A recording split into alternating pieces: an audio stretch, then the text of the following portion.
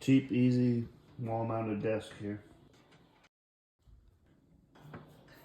That's what I use for the front.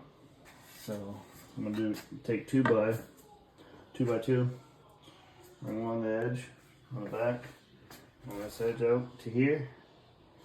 But I'm gonna recess it in a little bit. Bring my 2x.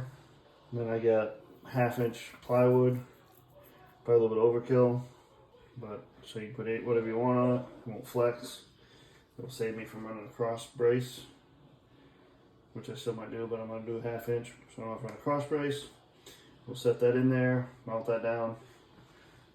Probably run one across the front. This will trim out that so it hides it. And then we'll screw it down.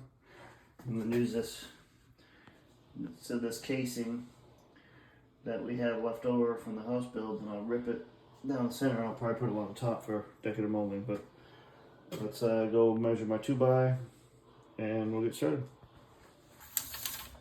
Alright, so we're going to measure the front piece first. I'm not good at carpentry. Guess that's why I work on cars.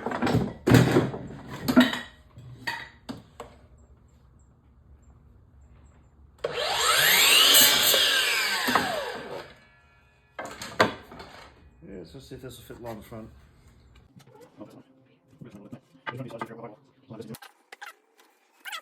Yeah, we measured up 29. Average desk height is about 30 inches. So I figured 1/2 inch for the decking or the top of the desk. So we're at 29.5. Now this is 28. Usually 16 on center, but this one they put it at 14 because it's in the middle. So we found the center with a 2x4 there to mount to. So what I want to do, I measured 2 measurements on both sides. I also like to put a level on it, make sure we're in the middle of the bowl. And of course I don't have the drill ready. So,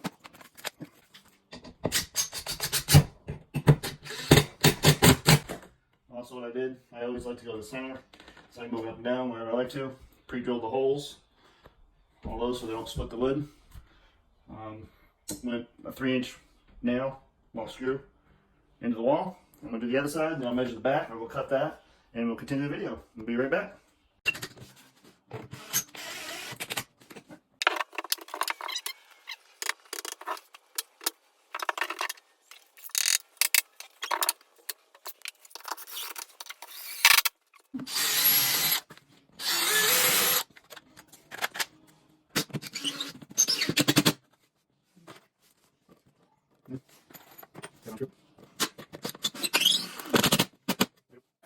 Alright, we didn't videotape this.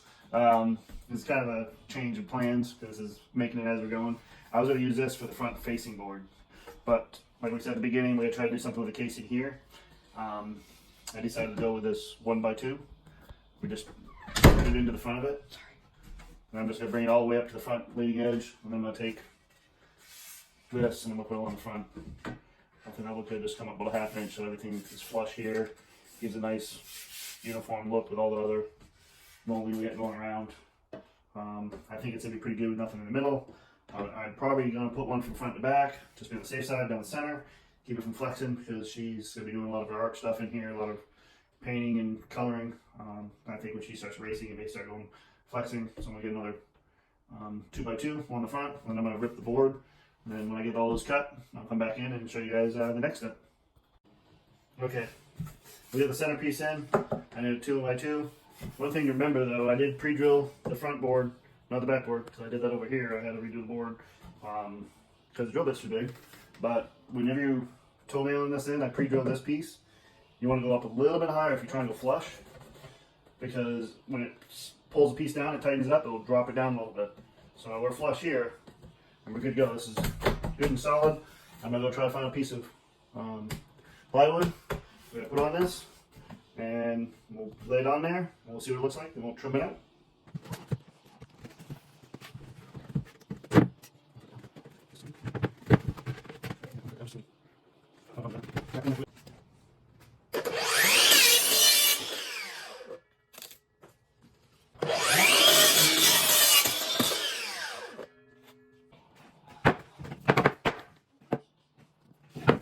Oh, much more. Can space it out. There you go. That's flexible. Alright, we lucked out, we found a sheet that was already cut one direction, we just had to trim the edge off. You can see this gap back here, this wall is not perfectly flat, it actually bowed a little bit, more than I thought it was. Instead of trying to cut a rainbow or a curved line, I'm going to get some quarter round round on the outside edge here. I'm going to trim up the front now. What I'm going to do is I'm going to go around and just, I'm going to measure out so far out and start pre-drilling holes to screw this down to the bracing that we made. And then I'll get this trimmed and I'll put probably put some trim nails in it so that looks good. And then I'm going to have her paint it. And we'll show you, before we ready to paint it, I'll show you the product, where we're at, and then we'll show you the finished product. The trim molding on the front, I use trim nails, get it in there, and you want to take either another nail, a little punch, and drive those in a little bit so they're nice and flush. I was going to do quarter round on the sides, but I decided to come up an 1/8 inch or 1/4 inch here, so then I'll cover this up really good, and plus nothing will slide off when she's working on anything. But then I just took caulking on the sides, and I actually had a quarter round back there. I just ran that one on the back because the gap was bigger, because like I said, that wall's curved to fill the gap up. We could have put caulking in there and leveled it out, but that was cleaner and a lot simpler for me to do that. We did put some wood filler on here. This is reclaimed wood that we use to cover our windows down here in the south. We gotta cover the windows up in hurricane season, but we're gonna let it dry a little bit and we'll put coat paint on it and we'll show you the finished product. That is the finished product. As you can see, we got it all painted white. Got it trimmed out. Looks really good. A little bit of touch up on the wall there where I nicked it, but we got some touch up paint there. But it came out pretty good, I think. The square trim on the front matches the trim around the closet and stuff. So all in all, not a bad couple hours worth of work. Anybody can do it.